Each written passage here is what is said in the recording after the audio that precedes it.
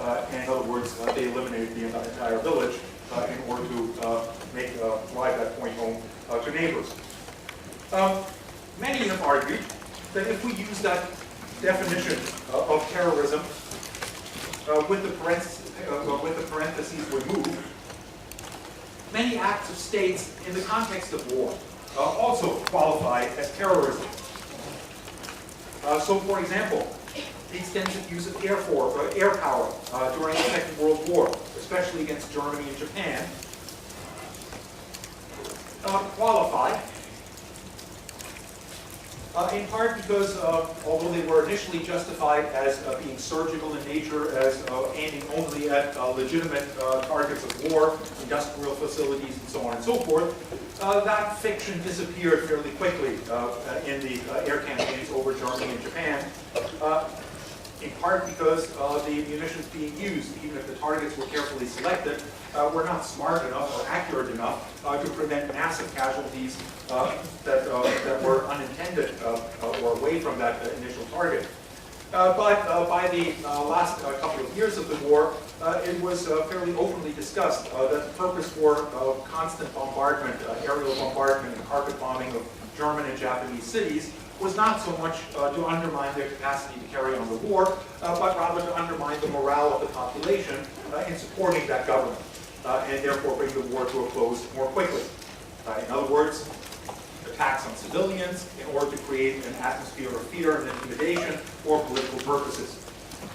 The same thing could, of course, also be said of the use of atomic weapons in the Second World War against Japan.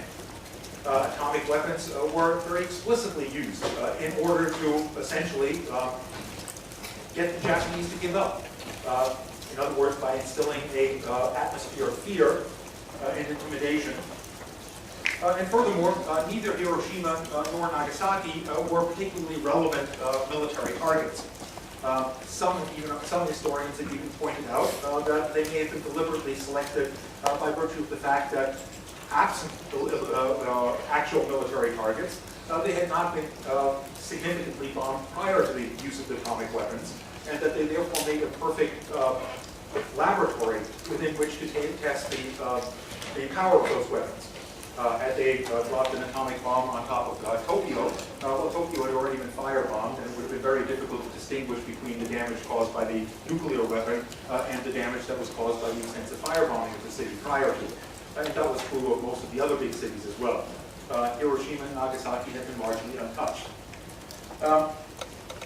Some would say that something very similar could be argued about the attack by the United States on Iraq in 2003.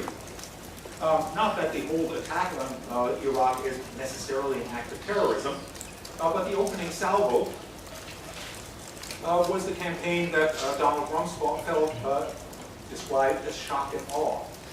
And the very terminology of shock and awe seems to indicate that the intention was to create an atmosphere of fear and intimidation in order to make the subsequent invasion more easy and to sap the willingness of the Iraqi population to resist.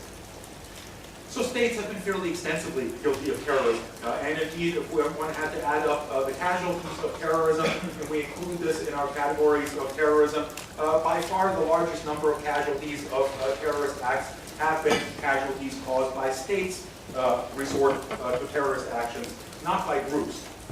Well, then there's a second category, which might be described as state-sponsored terrorism. State-sponsored terrorism, meaning states aren't directly involved in the terrorist acts, but to a greater or lesser extent collude in these actions, and in some cases support those actions. And again, I won't give you a full rundown or catalog of all examples of it.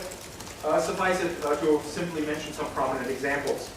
By far the best known and most well documented of state-sponsored acts of terrorism is the relationship between the government of Pakistan and a number of groups, non-state groups like Lashkar-e-Taiba, opposing Indian rule in Kashmir. Again, most of these groups have not been in a position to challenge India directly or Indian authorities with within the state of Kashmir directly, but instead have tried to make Kashmir ungovernable through a series of attacks on soft targets within Kashmir, and have tried to sap the support of the Indian population as a whole for a continuing Indian presence in Kashmir by attacking targets entirely outside of the region of Kashmir in India, such as the Parliament building, such as downtown Mumbai a few years back. On the one hand, to raise attention to their plight or their cause, and on the other hand, to undermine the willingness of the Indian government to continue its occupation of Kashmir, which is populated by a large majority of Muslims. The USSR, the Soviet Union, was of course also guilty of, at various points, resorting to what might be called state-sponsored terrorism, and certainly was called state-sponsored terrorism in the West. The USSR offered support to a number of anti-colonial movements, which were certainly considered terrorist by the governments against which they struggled, and by other Western governments, including, most prominently, the African National Congress. In the alternative media, you've been keeping track of it. You probably came across this on a few occasions, but it wasn't mentioned very prominently in the mass media in the frenzy over Nelson Mandela's death. The fact is that Nelson Mandela was not taken off the terrorist watch list in the United States until 2008. That's a full 18 years after he left left prison, and long after he had ceased to be the president of South Africa. The ANC was generally seen as a terrorist group, certainly by the white supremacist government in South Africa, and by association by most of the Western governments that supported that government in South Africa, most prominently the United States and Britain. The ANC did receive support from the Communist Party in South Africa itself, but also from the Soviet Union in the form of logistical help as well as armaments and things along those lines, as did their counterparts in many other parts of Africa, in particular neighboring Angola and Mozambique. The U.S. has also been accused of practicing state-supported terrorism, or state-sponsored terrorism, in a number of different contexts. And the best and most frequently and most well-documented example thereof is in its ongoing disputes with the government of Cuba, where the United States very self-consciously recruited exiled Cubans, Cubans that left Cuba immediately after the Cuban Revolution, to first wage war against Cuba in the ill-fated Bay of Pigs operation, which didn't go very far beyond the beach on which those forces landed. And subsequently, by encouraging these groups to infiltrate Cuba and participate in a number of different terrorist acts, blowing up hotels, poisoning water supplies, offering Fidel Castro exploding cigars in order to try to kill him. And I kid you not, that wasn't even the most bizarre plot that they came up with to kill Fidel Castro. Suffice it to say that probably the most prominent and well-documented example of that state-sponsored terrorism against Cuba was the blowing up of the Cubana airliner in 1976, in which close to 100 people lost their lives.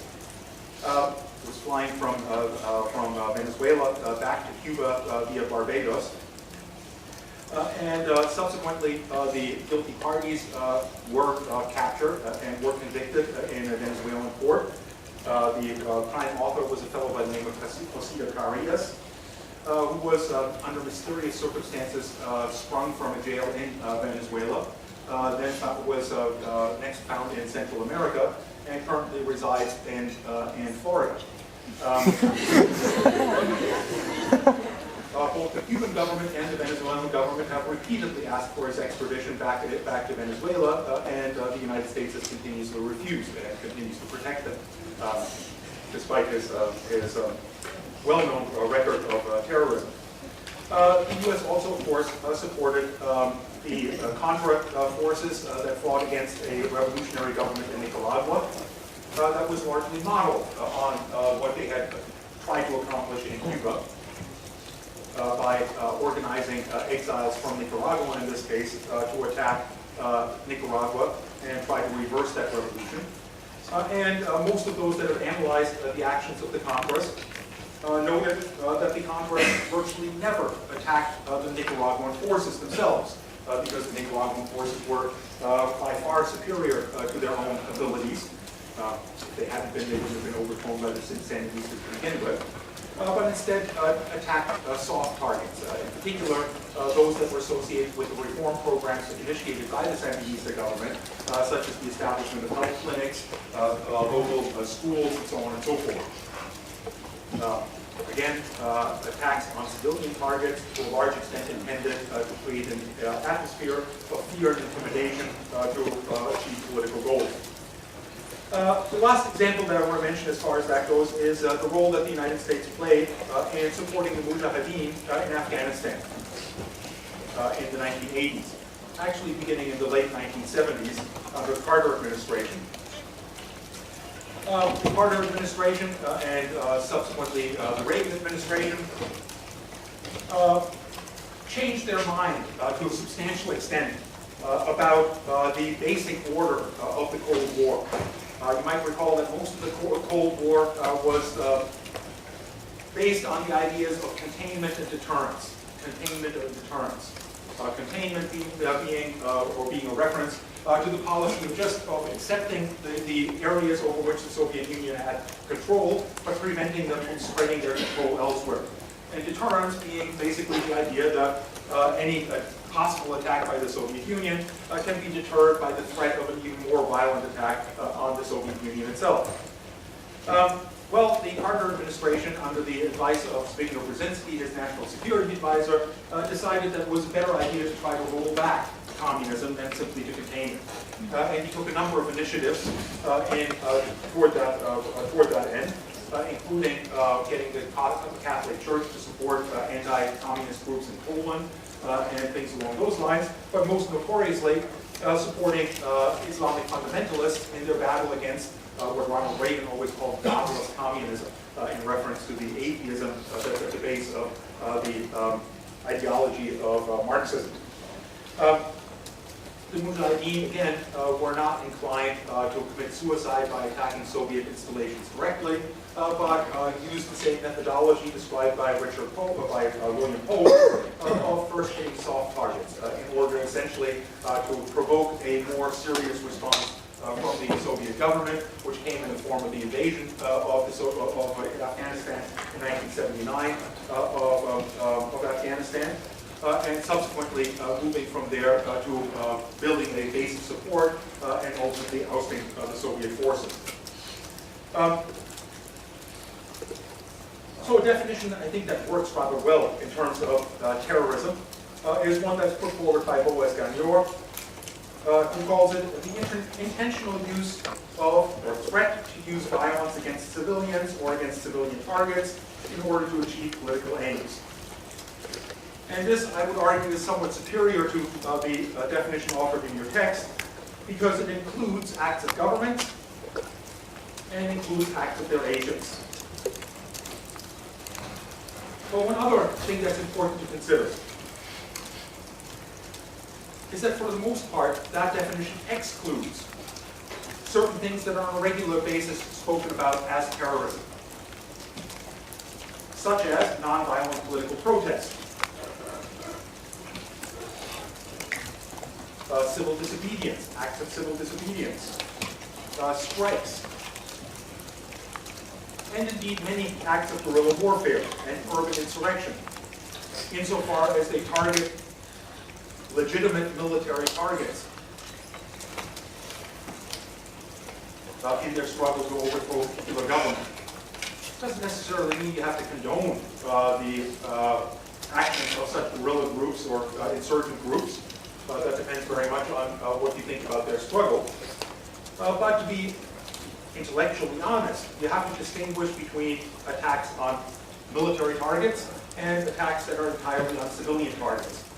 Attacks that are against military targets in a legitimate civil war are not, by definition, acts of terrorism. Doesn't mean that they're entirely legitimate. It simply means that they fit into a different category. Now, was the attack of September 11th an act of terrorism? Well, from that point of view, there's a few things that stand out in regard to that. First and foremost, those that perpetrated those acts of terrorism, as Osama bin Laden himself pointed out on numerous occasions whenever given the chance, were legitimate targets of war. Certainly the Pentagon is not a civilian target. It is as relevant as a target of war as they come. And certainly if this was World War II and a foreign country was trying to attack the United States and take out its military power, the Pentagon would have been very high on its list of targets to try to hit. The World Trade Center is a bit more of a difficult calculation. It is certainly true that the vast majority of those that were killed in the World Trade Center were civilians. Was it entirely a civilian target? The Al-Qaeda supporters like Osama bin Laden argued that it was not. That in fact, among the offices located in the World Trade Center were legitimate targets of war, meaning offices of the CIA, of the FBI, of the American government, of various other agencies of the American government. That made it a legitimate target. And furthermore, that the World Trade Center represented the core of the U.S.'s source of power economically. In other words, the role that the United States played in world trade. And if we apply the same measures that we would apply to trying to decide whether a particular target was relevant in a bombing campaign in World War II to the actions that Al-Qaeda took on September 11th, we would probably have to agree that taking out the World Trade Center was just as legitimate as taking out train tracks in the Second World War or a food processing plant in World War II or something along those lines. In other words, targets that were not directly linked to military establishments. So, is it not an act of terrorism? Well, that would probably surprise many of you, and I might well lose my job if I left you guys all with the impression that I thought that it was a legitimate act of war. The main problem is, from the point of view of Al-Qaeda, is that Al-Qaeda is not a legitimate state actor. It's a non-state actor. And thus, in keeping with the ideas of just war principles, one of those provisions of jus ad bellum, in other words, justice in the decision to make war, is that of legitimate authority. And few, I think, would argue that Al-Qaeda or Osama bin Laden had any legitimacy as individuals in declaring a war against the United States. And as such, if it's not an act of war, it's an act of terrorism. Now, September 11th was a unique act of terrorism by almost any measure. It was unique in the sense that it was probably one of the most destructive examples of an act of group terrorism, certainly that I can think of. But it raises a host of different questions. First and foremost, those that were raised by critics of American foreign policy, like Arundhati Roy, for example, pretty much right off the bat. Arundhati Roy, on the next day, essentially said, well, it's the chickens coming home to roost. Not very diplomatic, gave her essentially a one-way ticket back to India. In other words, she lost her academic posting in the United States. I think she's been back in the U.S. since then, but nonetheless, not with great welcome. But the implication of it was the chickens coming home to roost is essentially that she more or less agreed with the justification provided by Osama bin Laden for why they engaged in that attack. And those explanations are essentially that the United States has meddled extensively within the Middle East, maintains military bases within the Middle East, but most importantly, provides a direct and extensive support to a number of very repressive governments throughout the Middle East. And that it is unreasonable for the international community to expect the citizens of states like Egypt, like Saudi Arabia, and various other states associated very closely with U.S. support, to take that kind of thing lying down. In other words, they will take actions in order to better their condition, and if they can't defeat their own governments, the next step is to try to undermine the support that those governments receive from their more powerful sponsors in the international system, in this case the United States. I don't want to go too far down that road. Suffice it to say that as much as September 11th was an act of terrorism, it was also an enormous, and somewhat unfathomable screw-up on the part of the U.S. government, meaning those attacks should never have been successful. And those screw-ups don't just boil down to a single screw-up, there were screw-ups all over the place. And some of those have been uncovered by the commission that studied the attacks of September 11th afterwards, although its conclusions have not been widely accepted, especially by those that are a little bit more skeptical. Among the screw-ups, and I don't want to spend the rest of the hour talking about September 11th, but some of the more obvious ones were ones that affected Canada, for example. The immediate response was that these terrorists must have all infiltrated the United States through Canada. And therefore, there were all sorts of border support controls put in. And even 8 years later, Janet Napolitano, when she was appointed as the Secretary of Homeland Security by the Obama administration, still said, oh yeah, some of the terrorists came from Canada. The fact is, none of the terrorists came from Canada. And every one of them had entered the country legally with a legal visa. And looking at their visa applications, there were considerable reasons to raise your eyebrows. There were several of them that entered wanting to go to a professional conference. And when asked what city the conference was in, couldn't name the city. And when asked what the conference was about, didn't have any idea about that either. That certainly should have raised some eyebrows. Ultimately, they were all got their visas stamped and entered legally. Once in the United States, the intelligence agencies again seem to be at least partially asleep at the wheel. Now that has been blamed on communications problems within the American bureaucracy, and the American bureaucracy is enormously complex and enormously competitive. In other words, different agencies compete against each other rather than cooperating with each other. So there's some credibility to this. But nonetheless, among the screw-ups were that a flight school in Florida noticed a few suspicious Arabs taking flight lessons. That became suspicious mostly because they were very keen to figure out how to fly airplanes, but showed no interest in learning how to land them.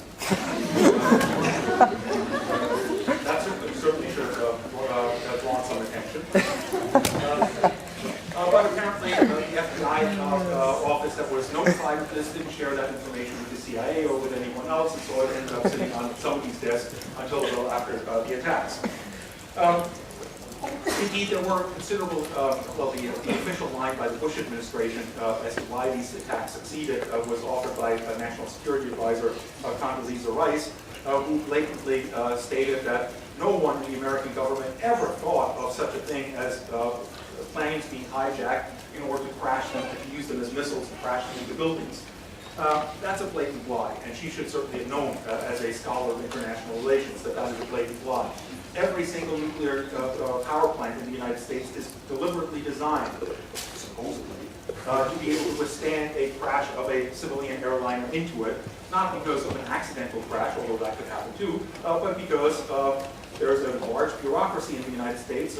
Many of these employees have nothing else as their job but to think of various scenarios, precisely like the one that occurred on September 11th. And indeed, the White House got a report on August 4th stating Al-Qaeda bent on attacking the States and mentioning the possibility that they might use civilian airliners to crash into various targets. So again, they were somewhat asleep at the wheel. Then on the day of the attack itself, the bureaucracy once again failed so badly that it's hard to believe, and has, as a result, stimulated all sorts of conspiracy theories. Essentially, as most people that concern themselves with these things are well aware, the United States has an extensive bureaucracy to provide safety for air travelers.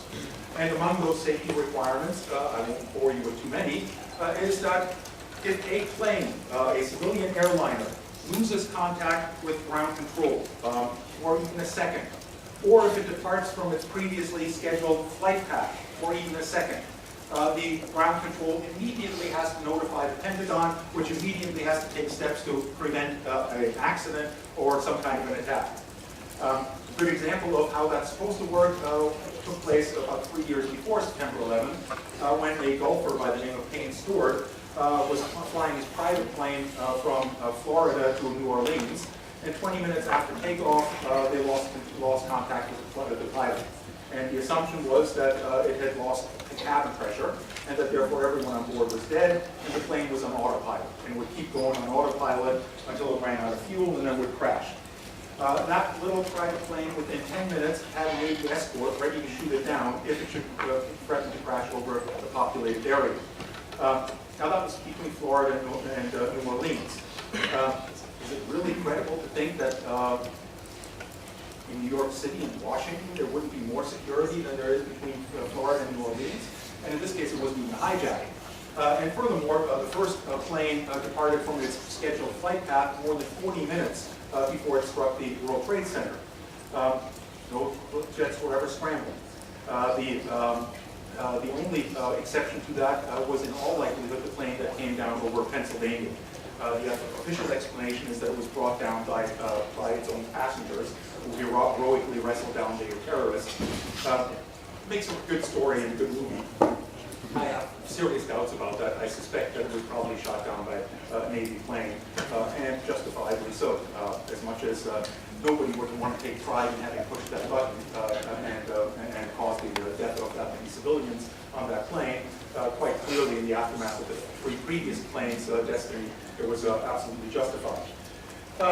In any event, what 9/11 certainly was an act